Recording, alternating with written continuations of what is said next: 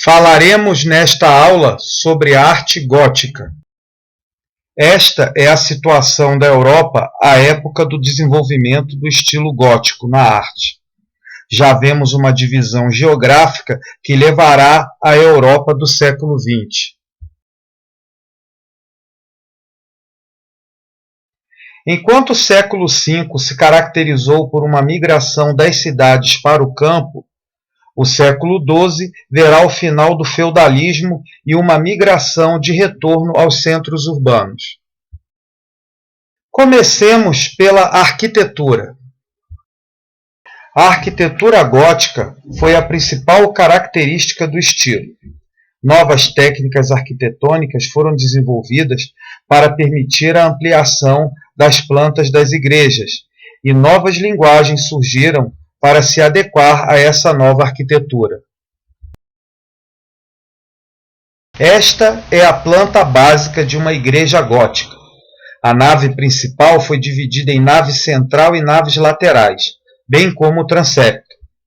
Após o transepto, a nave principal termina em uma absíade posicionada atrás do altar. A absíade e a parte do transepto recebem absíades secundárias. O vestíbulo ou entrada da igreja é encimado por duas torres. Uma terá o papel de campanário e a outra de mirante. A abóbada de cruzeta no cruzamento da nave central com o transepto, onde era o campanário no período românico, será encimada por um telhado denominado agulha. Estas estruturas que circundam a igreja são os arcos botantes e contrafortes, o grande avanço desta arquitetura. Esta é a Catedral de Saint-Denis, subúrbio norte de Paris. Foi o primeiro prédio em estilo gótico. Notem sobre o tímpano da nave central uma rosácea. A fachada de Saint-Denis ainda não apresenta as duas torres que será padrão das igrejas góticas.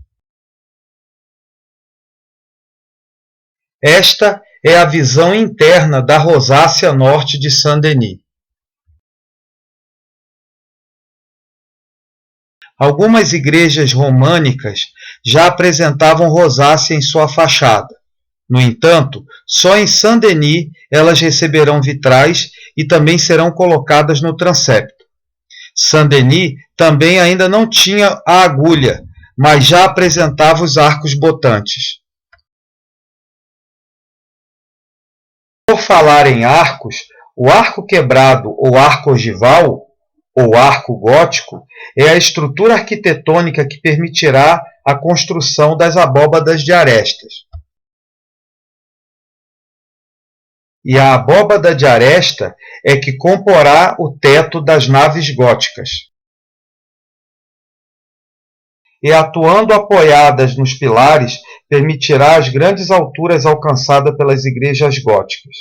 Aliás, a ideia era que ao entrar nas igrejas, os fiéis sentissem na amplitude do espaço interno e na altura do teto toda a grandiosidade de Deus.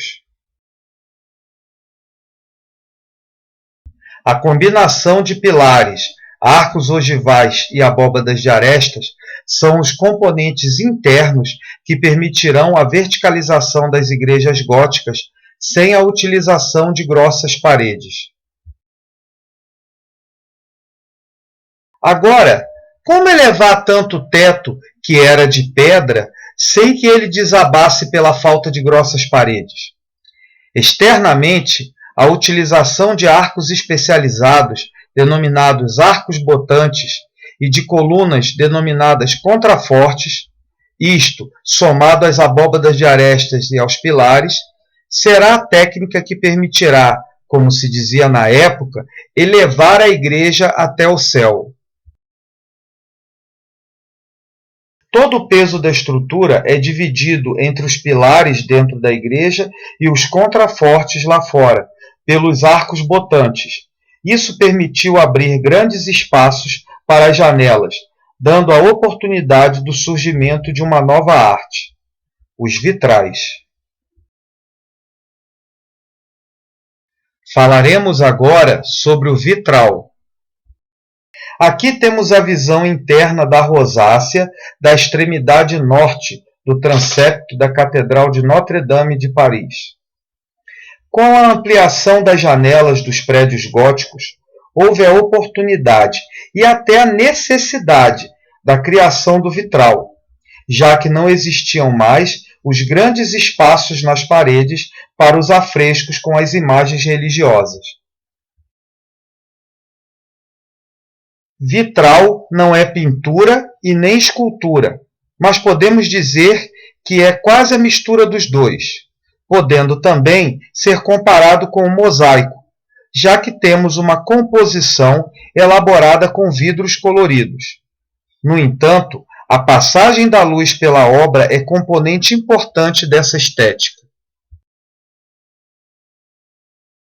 Na página 76 do nosso livro de arte, existe uma descrição da produção de um vitral, mas basicamente, o primeiro a trabalhar era o desenhista, que planejava todo o visual do vitral. Depois, era o mestre vidraceiro, que iria produzir o vidro colorido de acordo com os desenhos. Depois, o desenhista atuava novamente pintando com tinta preta opaca os detalhes necessários. E, por fim, o mestre vidraceiro colocava toda a composição nos espaços das janelas. Este é o interior de Sainte-Chapelle, uma capela gótica que é um exemplo do estilo gótico francês, que na segunda metade do século XIII recebeu o nome de radiante, pelo refinamento das tramas de suas rosáceas e a delicadeza de suas estruturas. Reparem que não vemos paredes, só pilares e vitrais. Só a tecnologia da arquitetura gótica permitiu essa maravilha visual. Esta é a Catedral de Notre-Dame de Paris, com a vista da extremidade sul do transepto. Reparem na flecha, nos arcos botantes e contrafortes. Notem que as janelas ocupam a maior parte do espaço das paredes, e a utilização do arco ogival nas janelas acentua sua verticalidade, o que colabora para a sensação de grandeza sentida no seu interior. Outra estrutura comum às igrejas góticas são as gárgulas, figuras zoomórficas e antropomórficas que possuíam três funções. Uma era de ornamentação, outra era de disfarçar as saídas de água das calhas, e as figuras assustadoras visavam lembrar aos fiéis que o mal está do lado de fora das igrejas. Este é o Palácio Santa Sofia, em Veneza. Datado de cerca de 1440, é um exemplo de arquitetura gótica em edifícios não religiosos. Conhecido como Casa d'Oro, era assim chamado pela decoração em ouro que ornamentou sua fachada em tempos idos. Hoje, funciona como galeria de arte. Esta é a Catedral da Sé, em São Paulo. Em estilo neogótico, possui uma cúpula do estilo renascentista. Teve sua construção iniciada em 1913, foi inaugurada em 1954, ainda com as torres em obra, e foi concluída em 1967. Reparem nesta imagem a cúpula renascentista em meio às estruturas góticas, como os arcos botantes. Agora, a escultura. A escultura gótica ainda terá íntima ligação com a arquitetura, mas já irá evoluir manifestando-se não só como relevo, como este do tímpano central de Notre-Dame de Paris. Aqui, esculturas de profetas bíblicos da Catedral de Estrasburgo. Apesar de estarem postos em estruturas específicas no prédio, estas esculturas poderiam perfeitamente funcionar se fossem colocadas à parte da arquitetura. Nesta imagem temos uma escultura da Catedral de Bamberg, na Alemanha. Além de sua qualidade plástica, ela nos revela que provém de uma época em que não só figuras religiosas irão decorar as igrejas. A cavalaria, muito importante no período medieval, se fará presente pelas imagens que encontramos nesses prédios. Aqui, a escultura intitulada A Nobre Uta, que se encontra na Catedral de Naumberg, também na Alemanha. Esta obra impressiona pela naturalidade e por retratar tão perfeitamente uma pessoa da nobreza. Atentem para o fato de que o artista coloriu sua obra, assim como fizeram os gregos. Esta escultura impressiona pela perfeita concepção de figura isolada e pelo fato de representar a Virgem Maria e o Menino Jesus de maneira tão natural, mostra que seu autor estudou a fundo a escultura da antiguidade clássica. Um baixo relevo em um púlpito da igreja de Santo André, em Pistoia, cujo detalhe está em nosso livro de arte, na página 85. O manuscrito ilustrado. A arte do manuscrito ilustrado, criada no período românico, vai evoluir para um antepassado da história em quadrinho. Observem que nas páginas deste livro estamos vendo as passagens bíblicas da ressurreição de Lázaro, a chegada de Cristo a Jerusalém, a última ceia e o lava-pés. Esta é a passagem conhecida como o Massacre dos Inocentes. A cor dourada é feita com pó de ouro como corante da tinta. A pintura gótica. Esteticamente falando, a pintura gótica italiana é uma continuação da pintura românica, com algumas variações.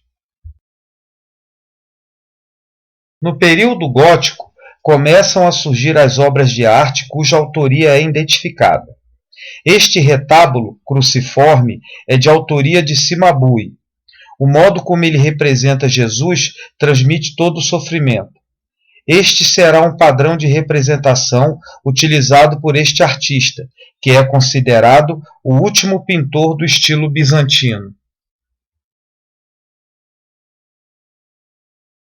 Este afresco de Giotto, que se encontra na Basílica de São Francisco, em Assis, mostra o santo pregando diante do Papa Honório III. Ele é um fantástico exemplo das inovações estéticas do artista. Reparem que nesta composição ele cria um espaço interno na obra, provocando a ilusão de tridimensionalidade. E essa ilusão é reforçada pela pintura, em primeiro plano, de elementos arquitetônicos. Outra inovação estética de Giotto será a representação de personagens de costas para o observador, como nessa pintura intitulada Retiro de São Joaquim entre os Pastores. Notem que a colocação de personagens de costa para o observador dispara imediatamente no inconsciente desse a ilusão da existência de um espaço tridimensional dentro da obra.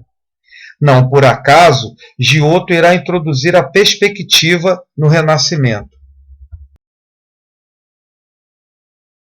Este tríptico, de autoria de Jan van Eyck, se encontra na Catedral de São Bavão, na Bélgica. Esse detalhe da obra está no nosso livro, na página 89. Aos irmãos Eyck é atribuída a criação da tinta a óleo, que começou a ser amplamente utilizada inicialmente no norte da Europa. O tríptico pode ser fechado. E após fechado, ele tem essa configuração.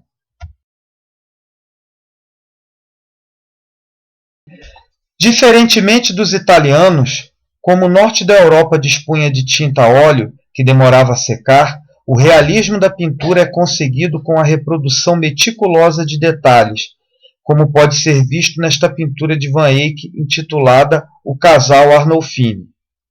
Chamo a atenção de vocês para esta área da obra. Veja onde o autor apôs a sua assinatura. E reparem nessa estrutura. Ela é um espelho, onde o autor reproduziu a imagem do ambiente nele refletida, inclusive a dele mesmo, executando a obra.